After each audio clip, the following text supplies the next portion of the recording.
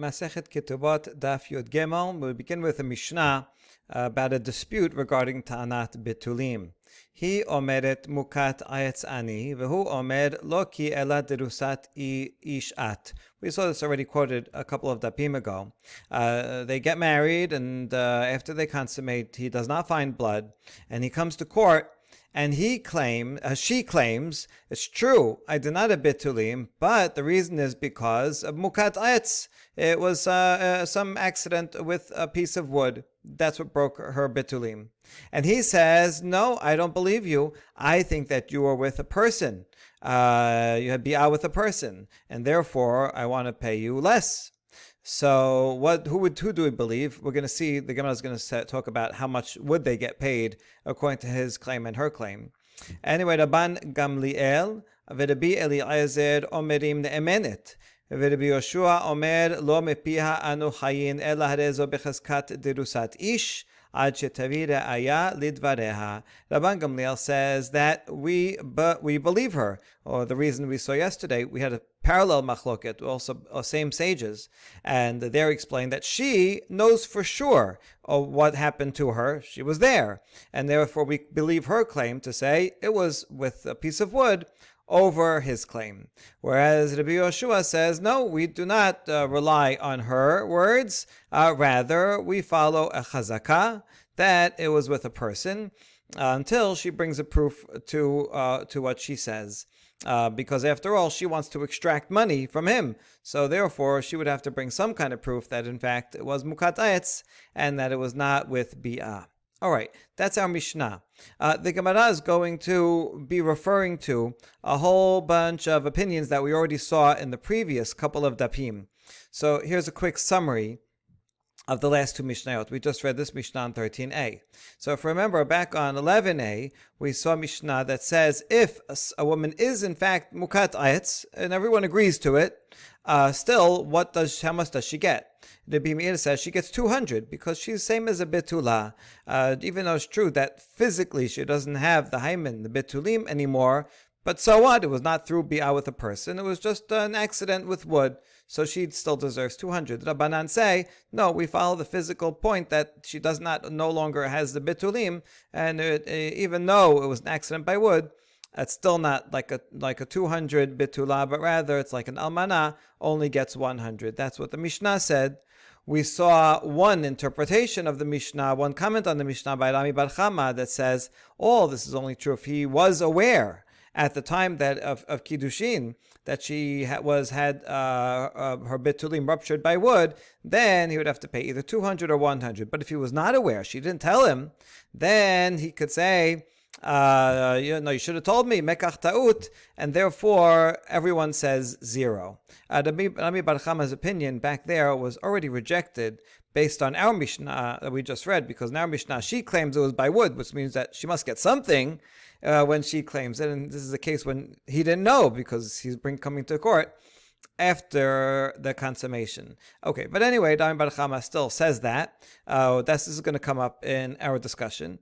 Now, the previous Mishnah on 12b, that talked about a case of a dispute where she says both agree that she was violated, she was raped. She says it was after the Kiddushin. So at the time of Kiddushin, she was honest, and it was against her will after Kiddushin, and therefore he still has to pay the 200. Whereas he says, no, this happened before the Kiddushin, and you didn't tell me, and therefore I'm not paying the 200.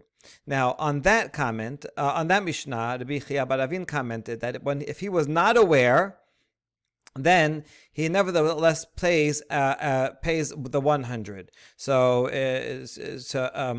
you don't go down to 0, but it will be the same as almana, and you still pay 100. Okay, so we need that as background because now this case, in a way, is combining the previous two Mishnayot. Mishnah 11 was only by wood. Mishnah 12 was when she has bi'ah with a person. The question is after Kiddushin, rape, after Kiddushin or before Kiddushin, and this is wood versus.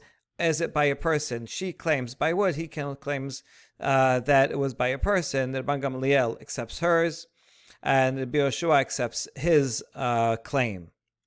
Okay, so now that we're combining this, we're gonna wonder how much would she get if her claim was correct, according to Rabban Gamliel, and how much would he get according to Rabbi Yoshua, who believes his claim. So it's machloket between Rabbi Yochanan and Rabbi Eliezer. Rabbi Yochanan says Rabban Gamliel would award her 200, Rabbi Yoshua would award 100. Rabbi Eliezer says no, Rabban Gamliel would award 100, and Rabbi Yoshua would reward her 0. Okay, so that's what we're about to see. Ta'anataihu b'mai. So according to their claim, how much are they each claiming? Rabbi Yochanan amar b'matayim u'b'maneh. It's 100 for if she's right. 200. Sorry, 200 if she's right. 100 if he's right. Rabbi Elazar omer b'maneh v'lo kilum. Rabbi Elazar says if we judge in her favor, she gets 100.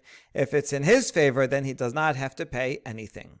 All right, let's analyze the essence of this. Rabbi Yochanan amar b'matayim u'maneh sava la k'Rabbi Meir damar ben hikir ba ben lo hikir ba matayim. Rabbi Elazar omer b'maneh v'lo chilum sava la k'Rabbanan damre ben hikir ba ben lo hikir ba maneh. Rabbi Yochanan, who says 200 or 100, he agrees with Rabbi Meir, who said in the Mishnah on 11, that it doesn't matter whether he knew or not, following that interpretation, not Rami Bar Chama, that whether he knew beforehand or not, that she was a mukat aetz, she gets 200. So Rabbi Yochanan says 200 versus 100, so you see he's following the 200. There to be Meir. Rabbi Elazar says, no, if she's mukat aetz, that we follow Rabbanan. Rabbanan in that Mishnah said 100, and again, it doesn't matter whether he knew or did not know beforehand against Rami Bar Chama. So you can see in the colors here, we're rejecting Rami Bar Chama. If he was not aware, everyone says 0. No, even if whether he was aware or not, they have the machloket. Rabbi Meir says 200, so that if we apply that to Mishnah 13, she says, I'm a mukat aetz. So if she's right, according to Rabbi Meir, 200, Rabbi Yochanan follows that. According to Rabbanan, 100, Rabbi Eliezer follows that opinion. Rabbi Elazar it should be. Let's fix that. Okay, good.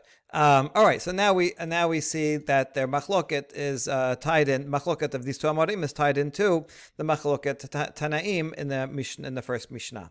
Bishlam Rabbi Elazar lo kamar keRabbi Yochanan deka moke la keRabbanan. We understand why Rabbi Elazar will not agree with Rabbi Yochanan, because Rabbi Yochanan is following Rabbi Meir, and Rabbi Elazar says, I'm going to follow Rabbanan. They're the majority, so it makes sense why he would say only 100. Even if she's right. El Rabbi Yochanan, my tamalo amad Rabbi Elazar. But how come Rabbi Yochanan does not agree with Rabbi Elazar and follow Rabbanan? Why is Rabbi Yochanan limiting himself to follow only Rabbi Meir in giving 200?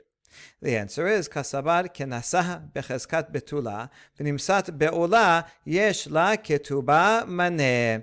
The reason is because he agrees that with this statement of Rabbi Chia bar Avin, that if he was not aware and he finds out afterwards that she was, he thought it was a betula, turns out she was a be'ola, even if it's against her will, nevertheless he pays only 100.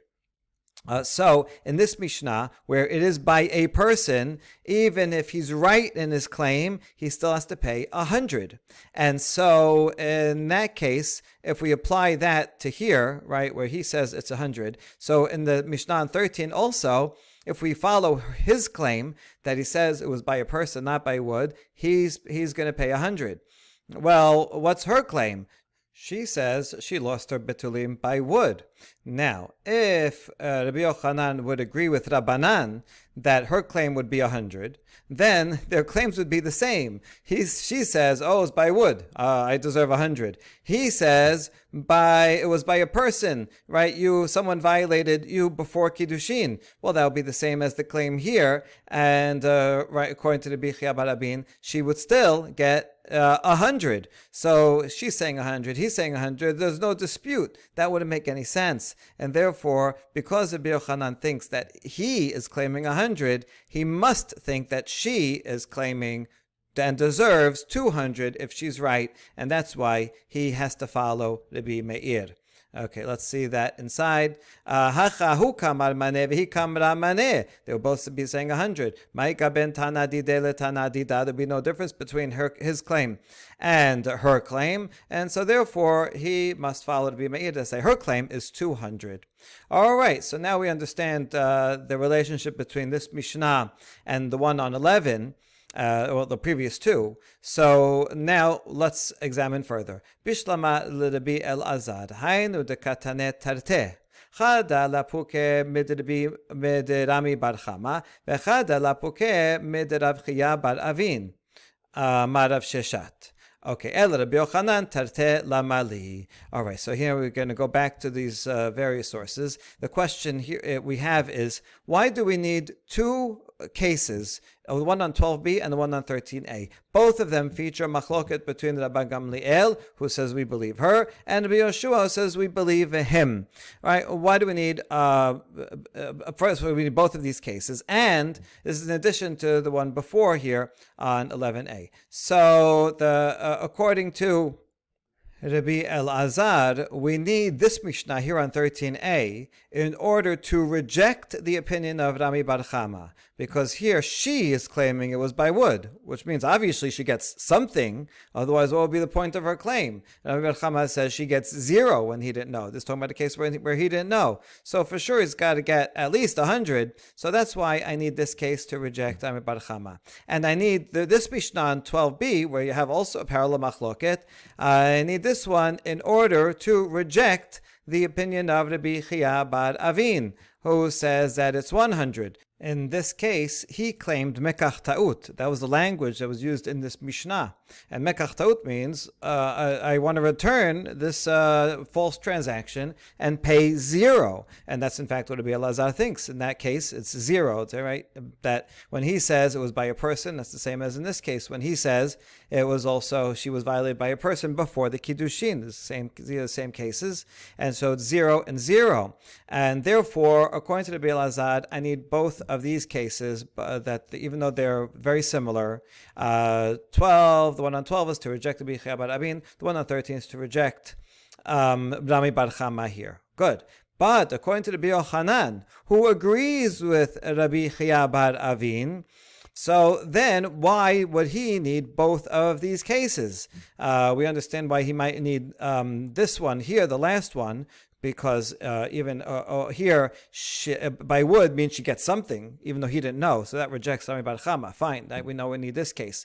But I could just have this case alone, and I would know there's a machloket between Rabban Gamliel and Rabbi Yoshua about who they believe. What's the point of saying another case that's so similar regarding her being violated after Kiddushin or before?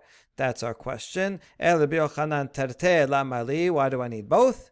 And the answer is Hada lehodiacha kochod Rabban Gamliel v'chada lehodiacha kochod Rabbi Yoshua. I need one to show me how the far-reaching power of Rabban Gamliel, who believes her in both cases, and I need one to show me the far-reaching power of Rabbi Yoshua, who believes him in both cases. So kamaita.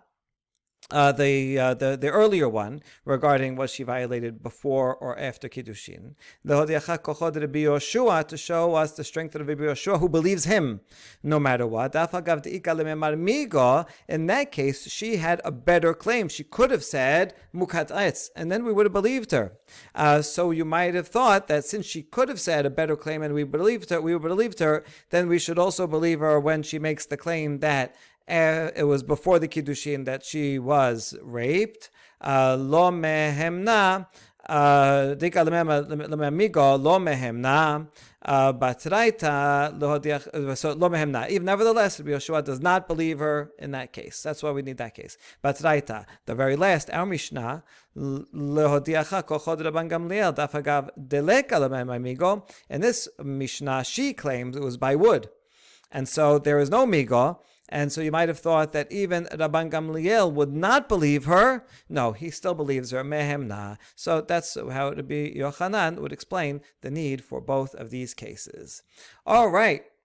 Next Mishnah. Ra'uha medaberet im echad v'amru la mativo shel ish ze Ish ploni vechohen hu. If some people saw a woman who was talking to a man, now it doesn't mean just talking. If he's just talking on the street, then that doesn't violate a law, even though Ketubot says al tarbesi im haisha. Okay, but that's not what we're talking about. We're talking about medaberet. The Gemara is going to ask whether it's talking about that what exactly she did with this talking. Anyway, so they are accusing her of having bi'ah with this guy, and they say, who is this guy, right? What's his background?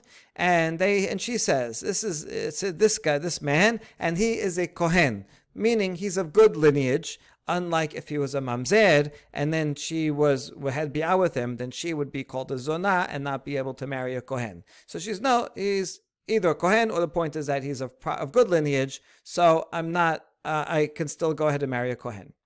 So what do we believe her or not? Rabban Gamaliel Rabbi Eliezer omrim ne'emenet. Rabbi Yoshua omer lo mepia anu chayin el harezu bechazkat be'ola lenatin ulmamzer ad shetevi re'aya lidvareha. So again, Rabban Gamaliel and Rabbi Eliezer, like in the previous two Mishnayot, say she is believed, whereas Rabbi Yoshua says no, we don't trust her. We have to assume the worst, that she had bi'ah with someone who is a natin, someone who was of uncertain conversion, problematic conversion, who regular Jew is not allowed to marry, or mamzer, who also, if a woman is with either of these two men, she is prohibited to a kohen until she brings some proof that in fact she had bi'ah with someone who was of proper lineage. Okay, that's case one. Case two, hayta me'obedet. In this case, not only do we suspect her of having bi'ah, she for sure had bi'ah because she's pregnant, and we don't know who the father is.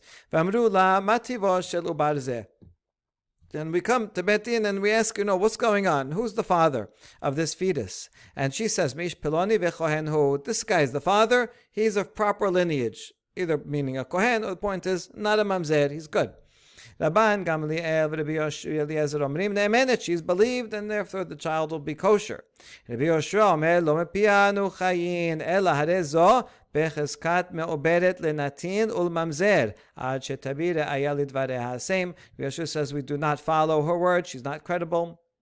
Rather, we have to presume that the father was a Gibeonite or a mamzer until she brings proof for her statement. Okay, now let's see the first case. When it says medaberet, she's speaking to. Not just speaking. My medaberet, Zedi amar nistera, Rabase amar nib'ala. Zedi says it means that she was secluded with this man. They saw her go into a private area, and therefore they suspected them of bi'ah. Rav Aseh Amar Niv'ala. So Rav Aseh says no. Medaberet is reference to, meaning that someone saw them actually having bi'ah, not just secluding, but they actually saw them being together. Okay. Bishlama leze'iri hainu dekatane medaberet. We understand ze'iri where it says they were just secluded, so we have a suspicion. That's why it says medaberet, meaning they were speaking intimately together in a place that's alone. So you could understand that medaberet means secluded. Ela l'Rav Aseh, my medaberet, but Rav Aseh says they saw actual bi'ah. Why is it saying medaberet? How does that mean bi'ah? Lashon me'aliyah. We're using a euphemism. We don't want to say that they're actually having bi'ah. We just say talking, but that's what we mean. And you see a similar euphemism used in Mishle, where it talks about a woman who eats and wipes her mouth and said, I have done nothing. It's not talking about eating, but rather she had illicit relations. And she wipes herself off and gets dressed and it looks nice as if nothing happened. Oh, no, I didn't sin. So you see that using one's mouth for eating or speaking can be a euphemism for actual bi'ah. All right, now we're going to challenge Ze'iri, the one who said seclusion. Challenge Rav Aseh, the one who said that they actually have bi'ah. Bishlama leZe'iri hainu de katane tarte medaberet ume'oberet. Now I understand why I need two different cases in the Mishnah, A and B, according to Ze'iri, because the first one is when they just secluded. Okay, so then we suspect her, hey, who was that guy that you were secluded with? We suspect you had bi'ah, and if it was a prohibited person like a mamzer, then you're going to be prohibited to a kohen. That's one case. Me'oberet means she actually had bi'ah, obviously because she's pregnant. That second case, by the way, is talking about when she's single. So, she otherwise, someone who's pregnant, if she's married, we assume that the father is her husband.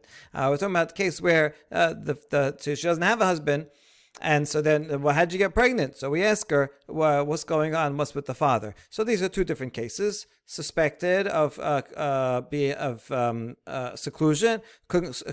seclusion, or pregnant. I need both cases. They're different. El Rav Aseh tartel lamali, but according to Rav Aseh, where the first case is we saw she had bi'ah, and the second case is she's pregnant. Well, it's basically the same thing, because in the second case also we know she had bi'ah. We want to know who the guy is. So the answer Rav Aseh can give is chada lechshir ba v'chada lechshir bebita. We need both cases because the first case we're focusing on what is her status. If she says, "Oh, I was with a person who was of proper lineage," so then we'll believe her to say that she can nevertheless marry a Kohen. The case when she's pregnant, what we're focusing is on what's the status of the daughter or son that she have. The Mishnah is giving an example of a daughter, that if she was with a mamzer, then the daughter also will be a problem, will be a mamzer, will be unfit.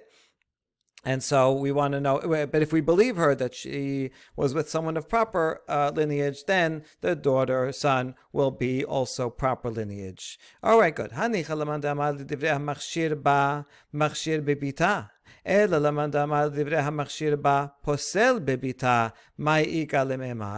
right, fine. This answer that you gave for Rav Aseh makes sense according to the opinion. There's a machloket about this that says whatever you say about the mother, if she's kosher, then the child is kosher also. But there's another opinion that says, even according to the one who says that the mother is kosher, still we are more suspicious regarding the daughter. The mother, we assume she was okay. She has a chazakah of being kosher person, but the daughter, we don't. So what are you going to say about that? Okay, the answer is Rav Aseh sabar keman damar machshir ba machshir bebita. Rav Aseh doesn't have to agree with that opinion. He can agree with the first opinion that says whatever the status of the mother is the same as the status of the daughter. All right. Amar leRav Papa leAbaye לזעירי דאמר מאי מדברת נסתרה ואמר רבי יהושע לא מהמנה האמר רב מלכין על הייחוד ve'en osrin al hayichud. Now Papa asks Abaye, according to Za'iri, that says that they're just secluded. And then Rabbi Yeshua's opinion is that we do not believe her, but rather we assume that we do not believe her. She says it was a kosher person. Rabbi Yeshua says we do not believe her. We suspect that she might have been with a mamzer.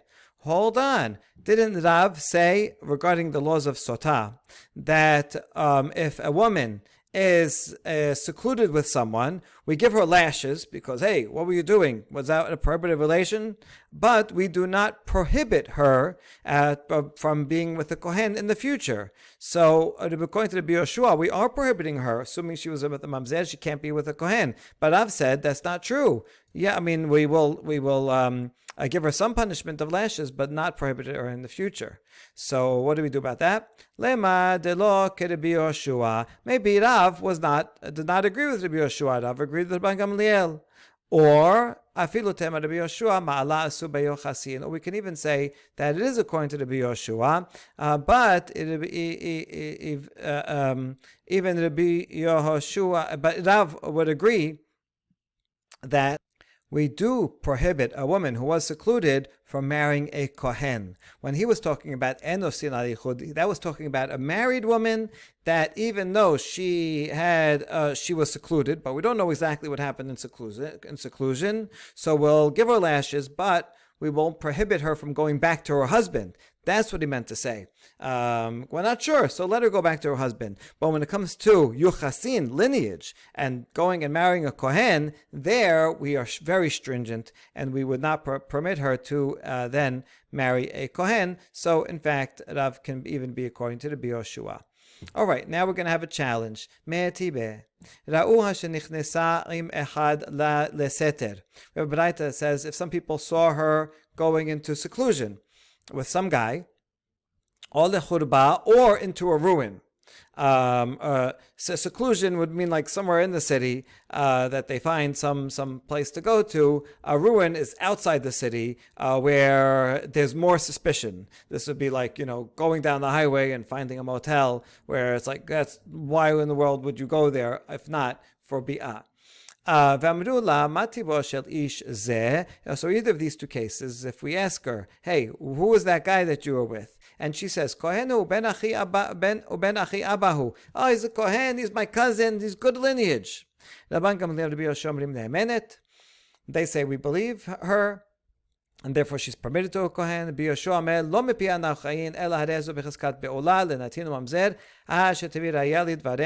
as in the Mishnah, we do not trust her, but rather we have to assume that the man was an Atina Mamzer, and she's prohibited until she brings proof.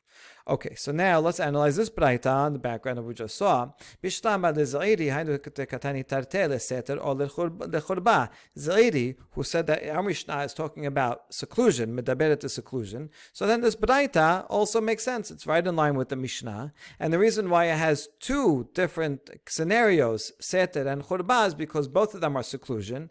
And it wants to teach us that it doesn't matter whether the seclusion happened somewhere in the city, they went to some office together, closed in the office. Okay, but that's less suspicious. Maybe they were working on a project, maybe not. Or a ruin outside the city. Either way, there's two different types of seclusion. The machloket applies to both. So it makes sense to distinguish. But Rav said that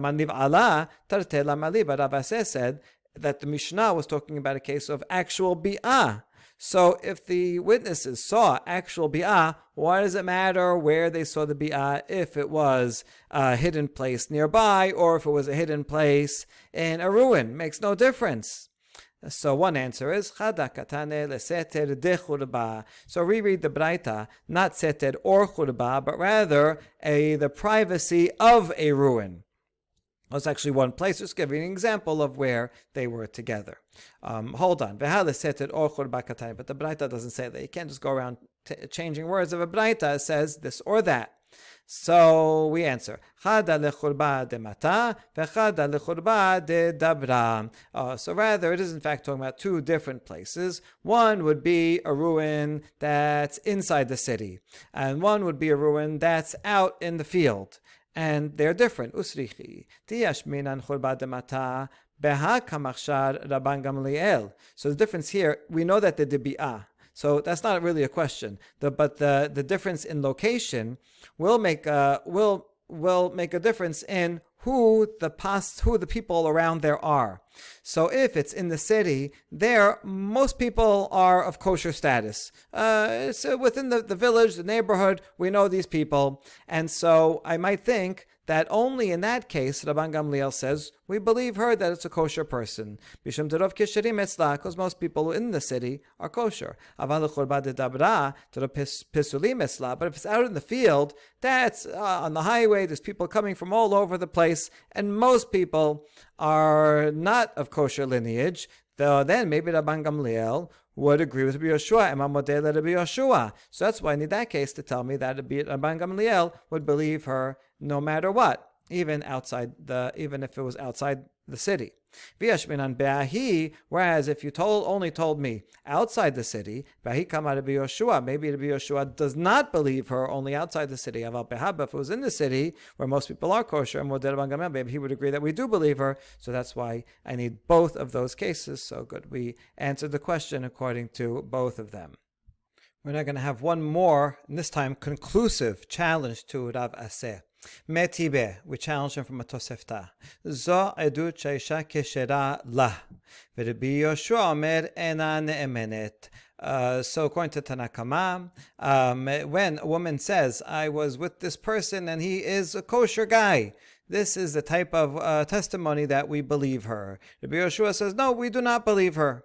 And so we saw this machloket already in the Mishnah, but here in the Tosefta gives us an extended dialogue between the two.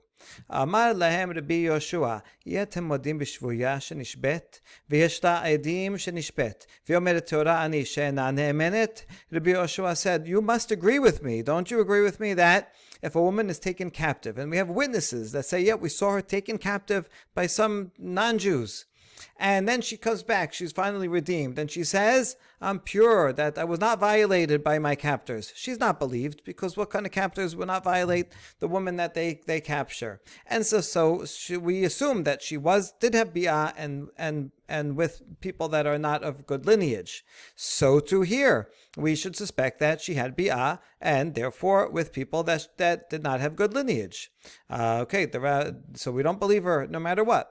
Amrullah, so the rabbis say, yeah, we agree with the halacha regarding captivity, but there's a big difference. Aval ma hefresh yesh ben zo liz lazo. Lazo yesh aidim, velazo ena aidim. The big difference between the two, the captives, there are witnesses that she was taken captive, and therefore we assume that this is what happens to captive women. They are violated. But this woman who had seclusion, there are no witnesses that she actually engaged in bi'ah. She was secluded, but it's not the same situation. If a woman and a man go into a building together, it's not as suspicious as what we assume happens to women that are taken captive. Amar lehem, Rabbi Yoshua says, Af lazo yesh aidim, sherekeraseh ben sheineha. This is what you're talking about. This also has witnesses, even if there's no witnesses that have for bi'ah. Now he's jumping to the second case where she is pregnant. If she's pregnant, then obviously she had bi'ah. So that's even better testimony that she was with a man than if we know she was taken captive. So we don't believe her. We should not believe her in either case. But the rabbis say, no, when you're taken captive by non-Jews, most non-Jews we assume do not follow sexual morality. And so we assume that they violated her. Whereas, if she was not taken captive, we just see a single woman, she's pregnant, we can assume that it was the father is someone around here who is of good lineage. Amar lahem and apotropos l'adayot. Rabbi Yeshua says, no, there is no watchman, steward for regarding immorality. His point is that once a single woman goes and is with a man, so it already shows that she is not careful regarding sexual morality. And so if she would go and be with a man, then she's not going to distinguish between someone of proper or improper lineage and say, I'm only going to have extramarital sex with a proper lineage, not with improper lineage. Once she doesn't care about one, so she doesn't care about anything. All right, that is the Tosefta. Tosefta goes on and says, all this machloket that we just said is regarding her herself, whether she is believed or not. Where Tanakama, who is also Rabban Gamaliel and Yoshua and the Mishnah, say that we believe her to be kosher. But regarding the child, everyone would agree, even Rabban Gamaliel and Yoshua would agree that we're suspicious of the man that she was with. And the child, therefore, is shituki. Shituki means from quiet. When someone asks, who's the father? We're quiet because we don't know who the father is, and therefore we have to be stringent and treat the child like a mamzer. So even though for her herself, we believe her, for the child, we don't believe her. Okay, we touched on this before. The Gemara is going to bring it up again. But now we want to fill in some of the gaps in this conversation. Some of the conversation seems to be non sequiturs. They ask about one case of, and they say, wait, but there's no witnesses. And then Rabbi Yeshua jumps to the second case regarding pregnant woman, and so they never comes back to the first case. So what's going on? So so we're going to fill in the gaps of the conversation. What did he say to them? What did Yeshua say? And what did they answer him? This is what they said to him. Fine, you told us about case B, that she's pregnant. And then, that would be the same. That's like having witnesses that for sure she had bi'ah. But now go back and tell us why you think that someone who only had seclusion, you see already from here that if it's distinguishing between me'oberet and medaberet, that medaberet is only seclusion, right? That follows the idi against Rav Aseh. That's what we're going to get to. That's the proof against Rav Aseh. Okay. Anyway, they say, so what are you going to say about just the seclusion? How come you don't believe her? I think someone who's in seclusion is the same as someone who's taken captive. In both cases, we don't know for sure that they have bi'ah, but it's very likely. So the rabbis say back, okay, yeah, it is likely, but who are the people that they were with? If she was taken captive, most non-Jews, most people kidnapping people, are loose in their sexual morality, and we assume that they are going to be with her, and they are not good lineage people. Amalahem haname kevan de whereas if a woman is just with some guy, local guy, we can assume that that guy is of good lineage. But he said back to them, since she already shows herself to be loose in her morals by secluding with someone, we can assume that she's also loose in her morals about who she's going to be with. So there is no guarding over immorality. Once someone opens themselves up, then we can presume, there's no reason not to presume that they were with someone who was not of proper lineage. All right, so now that we filled in and understand the dialogue, here's our point. You see clearly distinguishing between medaberet, which means only seclusion, and me'oberet, where they obviously had bi'ah. Tiyuftad ravaseh, tiyuftad. This completely rejects Ravaseh's interpretation of our Mishnah, that medaberet means that we saw their bi'ah and not merely seclusion. Okay, good. Now, a further question about Rabbi Yoshua in this Tosefta, now that you brought it up. V'tepukle dehatam rov pesulim etzla v'acharov kesherin etzla. How come we didn't agree with this distinction that in the case of a captive woman, most of the people around her captors are improper lineage, whereas if someone was just in seclusion in the nearby, then most people are of proper lineage. It seems to be a good distinction. So it must be Mesealet Rabbi Yoshua ben Levi that Rabbi Yoshua ben Levi is an Amora, that this opinion of Rabbi Yoshua in the Mishnah would support what the Amora Rabbi Yoshua ben Levi said. The Amora Rabbi Yoshua ben Levi, the Divrei machshir afilu berov pesulim, the posel afilu berov kesherim. That if you follow the Tanakama that say that we believe her, we're going to believe her no matter what, even if it's a place where most people are improper lineage. And according to the one who's posel, that's Rabbi Yoshua, they're gonna not believe her no matter where it is. So in other words, according to Rabbi Yoshua ben Levi, we don't make a distinction about who the local population is, or if they're captives, but rather if we either believe her or don't believe her, and we don't take into account the people that are around. All right, good. Amar Rabbi Yochanan, ledivra machshir ba machshir bebita, ledivra posel ba posel bebita. We made reference earlier to this machloket, but here's the source.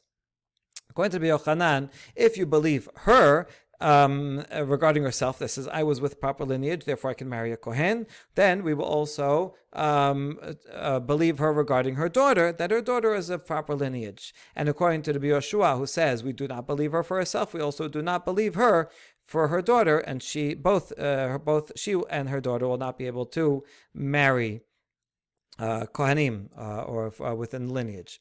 Rabbi Elazar Omer l'divra machshir ba posel bebita. Rabbi Elazar disagrees with Rabbi Yochanan and says, according to the one who says that you believe her for herself, but we do not believe her for the daughter, meaning according to Rabbi Gamliel and Rabbi Eliezer, who do believe her and she can marry a Kohen, but the child not. Now, Rabbi Yochanan makes sense. If we believe her, we believe her. If not, not.